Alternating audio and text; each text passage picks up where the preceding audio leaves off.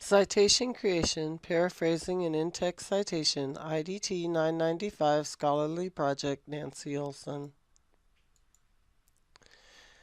The first thing we need to understand in this front-end analysis is the definition of a direct quote, a summary, and a paraphrase. Quotations are a direct, word-for-word selection of an author's work. Paraphrases are a short section of an author's work, rewritten in the student's own words, and are slightly shorter than the author's original work. Summaries are a broad overview of the main points of an author's work and are significantly shorter than the author's original work. All three types require an in-text citation to avoid plagiarism. A research paper that is written at the college level requires the ability to paraphrase and to create in-text citations. A random analysis of 2 Barstow Community College classes show almost 2/3 of our students lack these abilities. 62% do not know how to paraphrase, and 64% do not know how to create an accurate in-text citation. The general statistics for our front-end analysis are that 85% of the students used a works cited or reference page.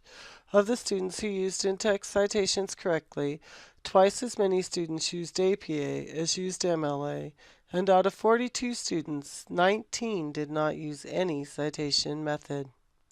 Figure 1 shows the skill level of Barstow Community College students as it pertains to their ability to create a correct in-text citation, and you will see that only 36% can do it accurately. Another 20% understand that it exists but not how to do it, and a staggering 44% do not know that in-text citations exist at all. The needs assessment also shows the skill level of Barstow Community College students as it pertains to their ability to create and use paraphrases, and as you can see, only 38% of our students can use paraphrases.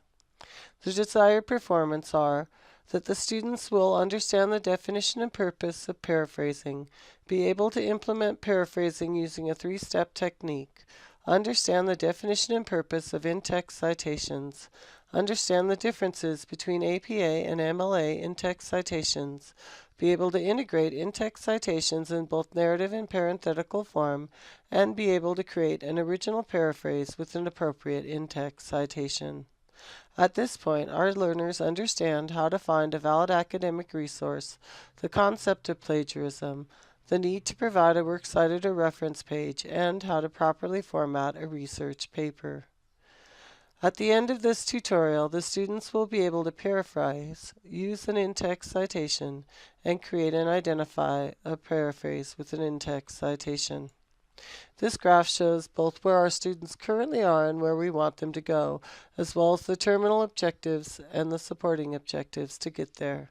Right now, our students understand valid academic resources, the concept of plagiarism, they have basic grammar and research rules, and they know that a works cited or reference page is required.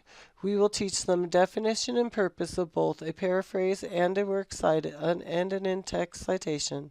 Then we will teach them that a paraphrase must be complete, objective, accurate, and original, and give them a technique to create their own paraphrase where they will change synonyms, change numbers, change the sentence structure, synthesize these techniques to create a paraphrase.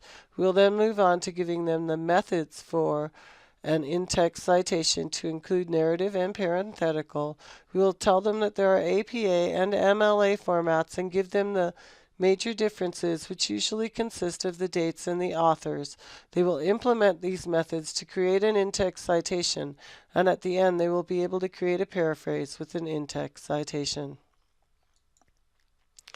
51.6% of Barstow Community College students are online, and we are targeting 3 sets of those learners: an English, Business Administration, and Early Childhood Education class. These are all transferable courses. In the fall of 2015, 37.8% of our students were male, and 61.5% of them were female. As you can see, we have a wide range of ages amongst our students, but the majority of them are in the age range of 34 to 19 or less. That is, 21% are 19 or less, 31% are 20 to 24, 16% are 25 to 29, and 10% are 30 to 34. We then have 8% at 35 to 39, 8% at 40 to 49, and just 6% at over 50. The majority of our students are high school graduates, but we do have some who have a college degree, followed by those who are unknown and those who have not a high school graduate and who are special admit students. The ethnicity for the Barstow Community College students covers a wide range, beginning with Hispanic, white, non-Hispanic, African American, multi-ethnicity, Asian, unknown, Pacific Islander, and American Indian. It is important that we cover and utilize and value all the traits and characteristics and strengths of all of our ethnicities when creating a tutorial. The achievement that our students achieved in the fall of 2015 is 176 AA degrees, 116 AS degrees, and 45 certificates given.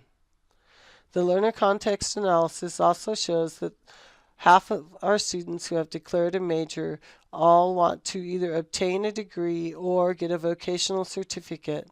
For all of these options, they are going to need to know how to paraphrase and create an in-text citation. The learner context analysis shows our students' strengths are that they are self-motivated, academic, they understand that plagiarism, and they are adaptable. So they are self-starters, they want to succeed and have basic academic abilities. They realize the importance of a works cited or reference page and are willing to learn new concepts and adapt new techniques. Their weaknesses are their reading level, their technology equipment, their global awareness, and their critical thinking. Their reading level and their technology equipment probably arise from the fact that 36% of the population in Barstow and its surrounding areas are on TANF. Followed by that, we have a low instance of global awareness and critical thinking given the low achievement in the surrounding elementary and high school areas and the poverty level. Moving on, the potentially difficult content areas are going to be grammar, visual aids, paraphrase components, and paraphrase creation. It is important to remember that students must have basic grammar skills and we must work with their current level, provide visual aids, and ensure that they are ADA compliant. The students must learn the 4 components of a valid paraphrase and the 3-step technique to create one before they will be successful in this tutorial. Thank you very much for listening to the first third of our tutorial, and I look forward to seeing you again in the second and third portions. Thanks and have a great day.